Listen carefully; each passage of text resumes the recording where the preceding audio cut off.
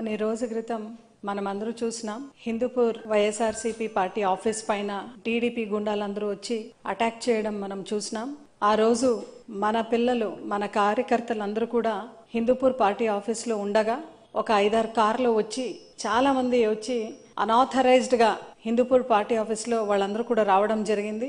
వీళ్ళందరూ కూడా ఎందుకు వస్తున్నారు, మీరు ఎందుకు ఇట్లా చేస్తున్నారు అని అడిగితే, ఇది మా ఇష్టారాజ్యం, ఇది మా సామ్రాజ్యం, హిందూపూర్ అనేది మన సామ్రాజ్యం అని చెప్పుకుంటూ మీరు ఎవరికి చెప్తారో చెప్పుకోపోండి అని చెప్పి అక్కడున్న గ్లాసెస్ కానీ, ఫర్నిచర్స్ కానీ, సిస్టమ్స్ కానీ, అదేవిధంగా అంబేద్కర్ ఫోటోగ్రాఫ్ కూడా, అంబేద్కర్ జీ ఫోటోగ్రాఫ్ కూడా కిందికి వాళ్ళు పడేయడం ఎంత మాత్రం సమంజసం అని అడుగుతున్నాం.